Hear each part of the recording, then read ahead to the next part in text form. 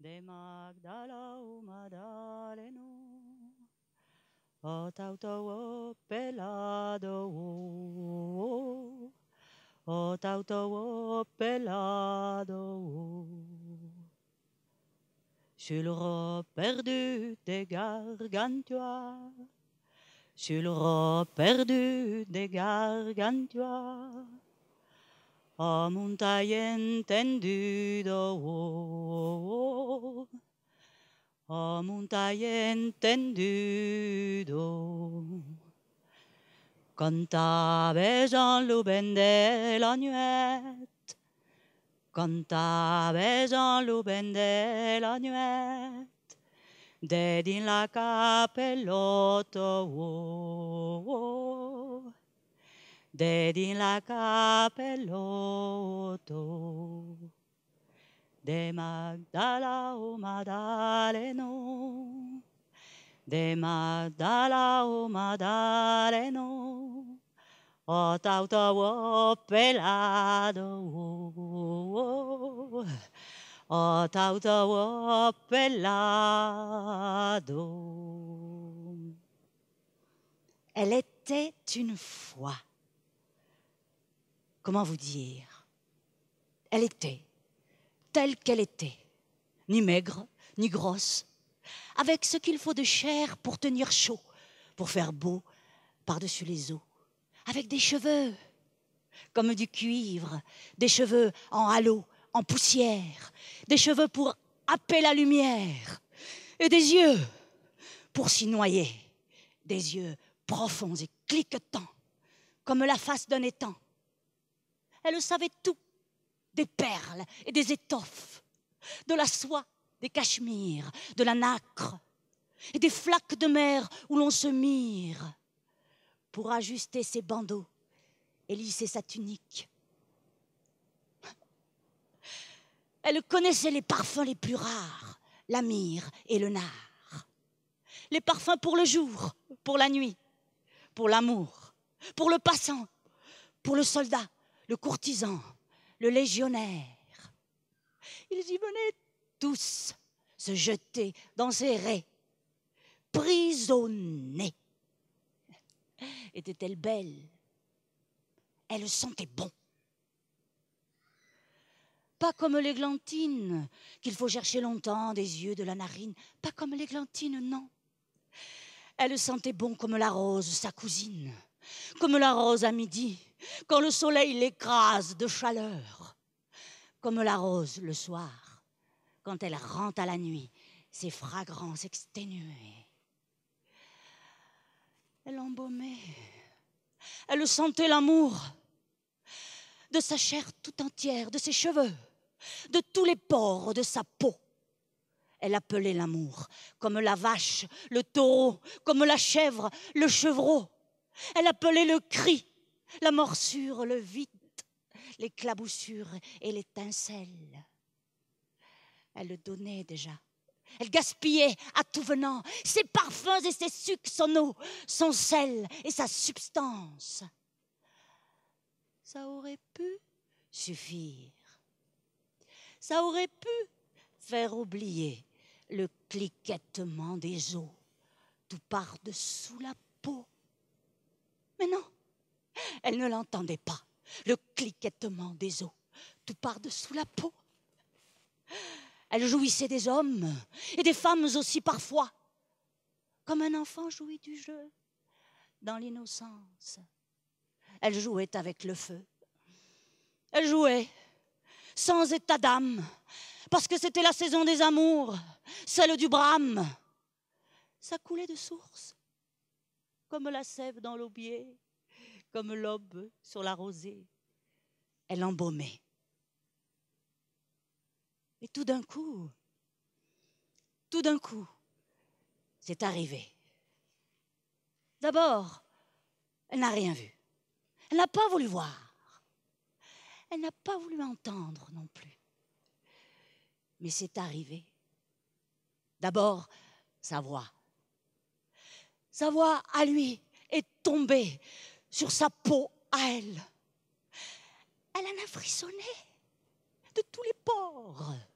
des ongles des pieds aux buissons douillés, du ventre aux aisselles, des reins à la nuque. Elle a frissonné. C'était sa voix.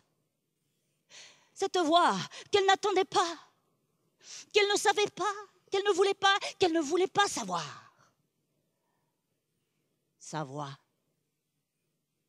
comme une caresse de soleil d'abord, comme une vague de chaleur dans tout le corps, dans toute sa chair, dans tous ses os. Du chaud.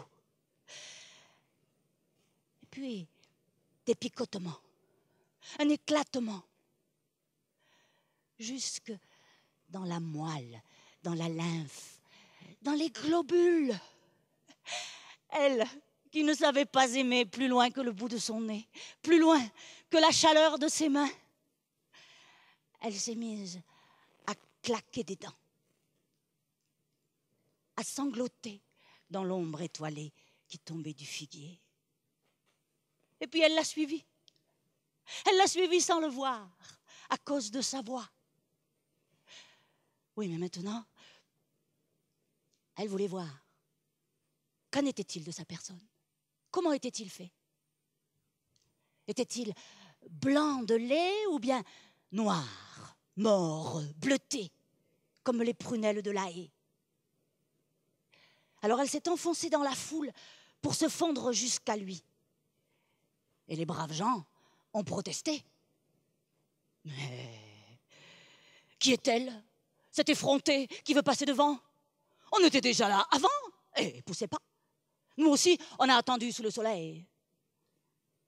Nous aussi, on a le droit de s'approcher, de le toucher. Mais enfin, qui est-elle, cette fille en cheveux, cette impudique? C'est la putain du lac, la putain des prêtres et des Romains. Elle est riche. Regardez, les bijoux sur sa peau, les perles à ses chevilles. Ah, laissez-la passer.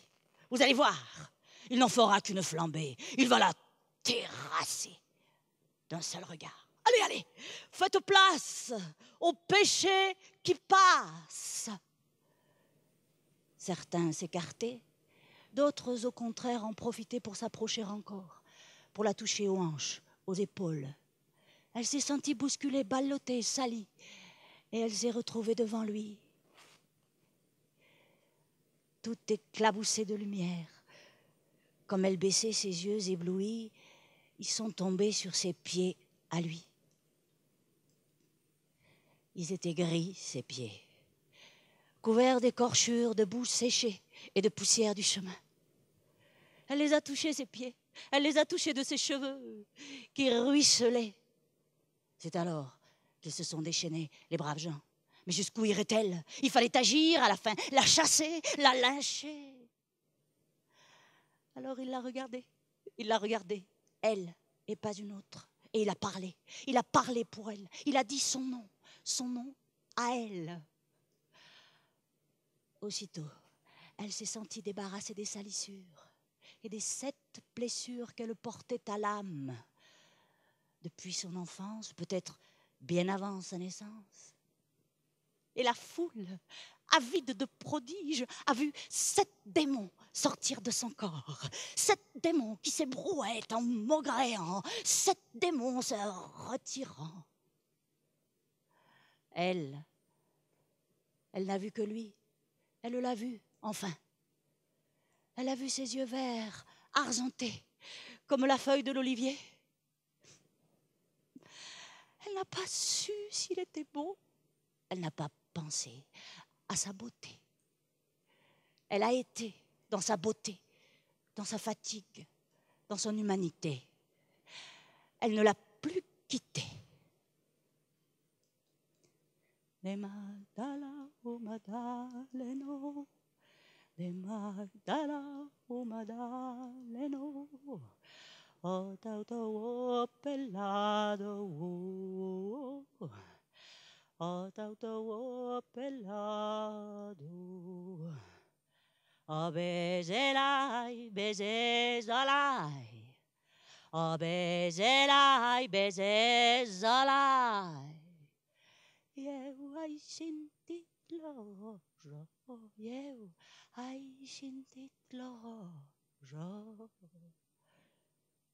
Était-ce moi? Était-ce moi, se disait-elle? Était-ce moi cette fois-là?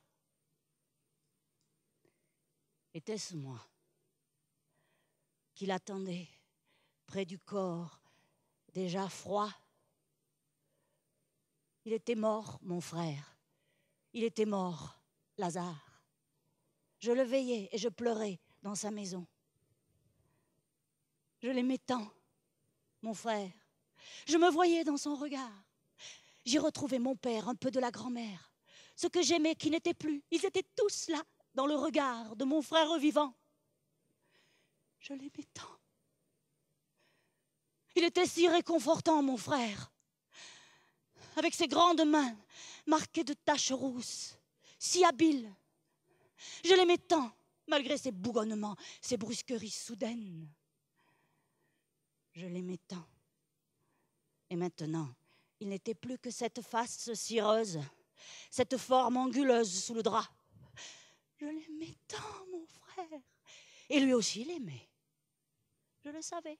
Il l'aimait lui aussi tout autant que moi. Alors, l'espoir insensé m'a prise tout d'un coup. Il le ferait. Il le pouvait. Il avait bien marché sur l'eau.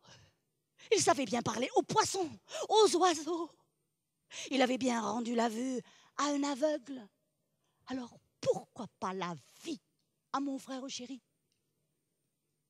J'ai appelé Marthe. Je lui ai dit, va ma sœur, va le chercher, dépêche-toi, je l'ai poussé dehors. Et puis j'ai attendu. Mais Marthe est revenue seule. Elle ne l'avait pas trouvé qu'elle a dit. Il était reparti avec toute sa clique et tout son Bataclan. Il nous avait abandonnés. Oh, que j'ai douté alors, que j'ai douté de lui, de moi, de Marthe, de toute humanité en ce monde. Pourtant, il a bien fallu porter la dépouille de mon frère au tombeau. Après, je ne voulais plus voir personne. Je me terrais dans le noir, au fond de la maison. Et c'est ainsi qu'un soir, j'ai entendu Marthe qui criait. Il était revenu, il était là, que je sorte. Alors j'ai couru. J'ai couru à sa rencontre. Je me suis jetée dans ses bras et j'ai pleuré. Jusqu'à ce qu'il pleure, lui aussi. Et ces précieuses larmes, comme des gouttes de cristal qui roulaient sur ses joues, je les ai recueillies. Et c'est ainsi qu'ici même, à Vendôme, derrière ces murs, pendant des siècles, on a eu une grande dévotion pour ses larmes à lui. Oh, moi, c'était pas la première fois que je le voyais pleurer, mais les autres s'étonnaient, ils s'étonnaient. Mais il peut donc pleurer, lui aussi. Mais pourquoi l'a-t-il laissé mourir alors? Lui ne les écoutait pas. Sa peine a cessé d'un coup. Elle a fait place à une sorte de colère. Enfin, en tout cas, je l'ai bien vu se redresser, se mettre en marche. Il est allé jusqu'au tombeau où reposait mon frère. Là, il a demandé qu'on retire la pierre qui le recouvrait. Encore, il a fallu attendre que Marthe se sorte de devant. Mais il va sentir très fort, qu'elle disait. C'est le 4e jour. Alors il a crié, ça j'en suis sûre, il a crié « Sors !» qu'il a dit. « Sors, Lazare, lève-toi, marche, viens dehors. » Et je l'ai vu, mon frère mort. Je l'ai vu se lever dans son suaire, dehors, au seuil de son tombeau. Était-ce moi? Était-ce bien moi, se disait-elle? La foi du banquet chez Simon. Oh non, je n'étais pas invitée chez Simon le pharisien. Simon, qui pensait bien. Je n'étais pas invitée, alors pourquoi avait-il fallu que j'y aille avec ce flacon de parfum rare que j'avais mis de côté sans en savoir l'utilité. Il avait fallu que je rentre dans la salle du banquet, que je verse le nard ineffable sur sa tête à lui. Je l'ai fait, sans savoir pourquoi je le faisais. Et comme Judas et les autres protestaient, il a dit « Fichez-lui la paix. Ce qu'elle fait, elle seule peut le faire. Il faut que ce parfum soit versé pour mon ensevelissement. » Mais il était bien vivant. Pourquoi parlait-il d'être enseveli? Moi, je voulais le garder vivant. Après, je n'ai plus rien vu, plus rien entendu. J'ai pris ses pieds dans mes mains, comme j'avais fait si souvent. Et je les ai massés. Je les ai lavés, ses pieds, de mes larmes et du parfum restant. Je les ai essuyés, ses pieds, de mes cheveux défaits. C'était 6 jours avant Pâques. Les poules s'étaient mises à pondre. Il y avait des œufs dans tous les plats. Le banquet n'en finissait pas. De Magdala, oh Magdalena, de Magdala, oh Magdalena, o tauto pelado, o tauto pelado, de din loba motsulo gorigo, de din loba motsulo gorigo. Ma plourache les palos,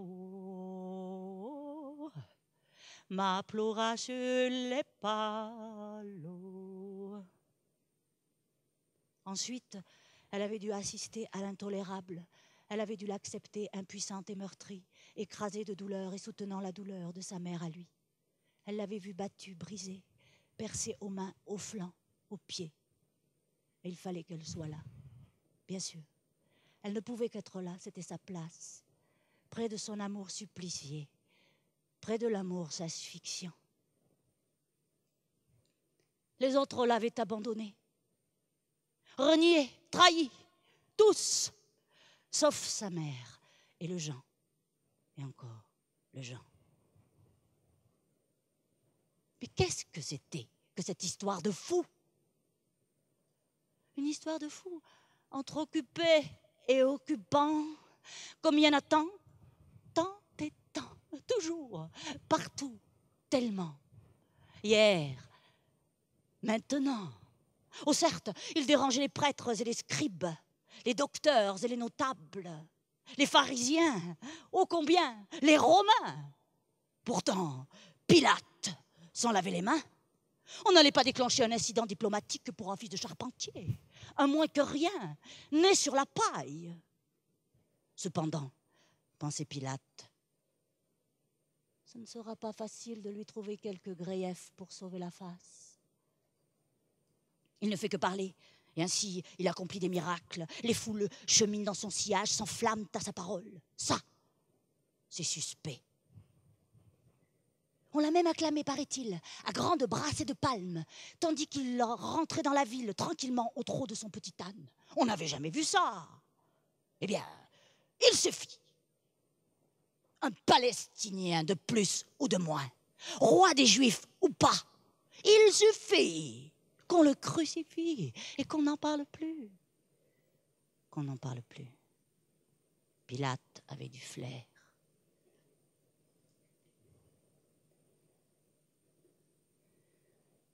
Et maintenant, son corps pendait à l'arbre. Son corps sans lui balait à la croix sanguinaire. Avant de rendre l'âme, il avait parlé 3 fois. La première, pour confier sa mère à son ami Jean.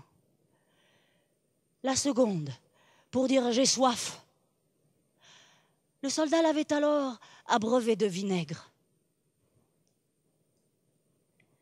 Après la brûlure du vinaigre sur ses lèvres, elle avait bien vu sa bouche s'efforcer de prononcer quelque chose. Ça n'était pas qu'un râle. Qu'essayait-il de dire? Peut-être son nom? Son nom à elle? Puis les soldats sont venus achever la besogne. Voyant qu'il était bien mort, ne craignant plus rien de lui, l'un d'eux lui a percé le côté de sa lance. Aussitôt du sang en est sorti avec de l'eau. La terre alors s'est ouverte sous les pas des soldats se retirant. Le soleil s'est décroché, heurtant dans sa chute la lune éclaboussée de sang. La mer s'est mise à flamber comme une forêt de torches échevelées.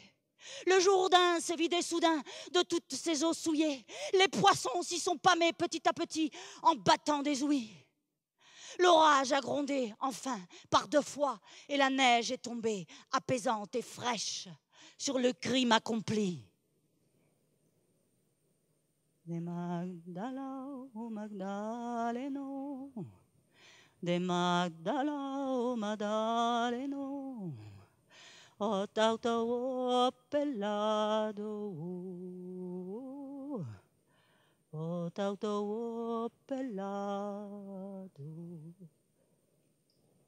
Mais comment avait-elle pu rester sans bouger dans ce déchaînement de l'univers, dans cette insupportable absurdité, livide et bêtée, comme si elle avait été crucifiée avec lui, clouée par l'éclair? Était-ce moi? Était-ce moi? Là, près de la croix. Je me croyais morte, moi aussi, en enfer. Et puis Joseph d'Arimathie est arrivé avec Nicodème, portant la myrrhe et l'aloès, les aromates, les bandelettes. Il fallait prendre soin de son corps. Le toucher, l'embrasser une dernière fois, le laver, le lier dans les linges. Moi, je n'ai pas pu. Moi qui savais si bien manier les parfums, les onguents, j'ai laissé faire les hommes et les autres maris. Mais avant qu'il ne l'emporte, j'ai effleuré ses lèvres d'un baiser léger pour encore y cueillir les ultimes effluves de son amant volé. Quand ils ont déposé son corps à même le roc, dans le caveau creusé à cet effet, mon corps à moi s'est mis à flotter. Il n'y avait plus rien dans ma tête, plus rien dans mon cœur, plus rien dans mon ventre, hormis ce bruit.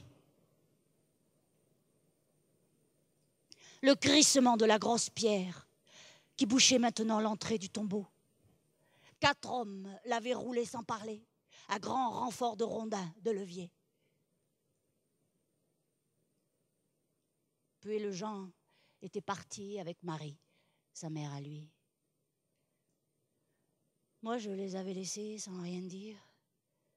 Je m'étais écartée, comme notre chienne, la grise, quand elle était partie pour mourir. Mais je ne pouvais pas mourir, moi. Je ne pouvais pas tenir debout non plus. Alors je me suis mise à ramper. Je rampais sur le ventre. Et en rampant, je suis montée là-haut, au-dessus du tombeau, sur le rocher. Je me suis allongée, bien à plat, de tout mon long, de tout mon corps vivant. Et je l'ai vu, lui, là-dessous, couché, avec tout ce rocher sur ses mains, sur son ventre, sur sa figure, tout ce rocher à tout jamais. Et moi, je respirais encore. Moi, j'avais les étoiles à portée, les étoiles si belles qu'il me racontait la nuit, quand on se donnait un peu de répit, quand on s'aimait pendant que les autres dormaient au bord du chemin. Je m'en souviens. Et puis les larmes sont venues me troubler les étoiles. Et le sommeil est venu lui aussi. Oui, j'ai dormi. Tant il est vrai que le corps a ses exigences. même quand il devient, comme le mien, à ce moment-là, insensible et absent. Abejelai, bejelai, abejelai, bejelai, yewai sintit lorojo, yewai sintit lorojo.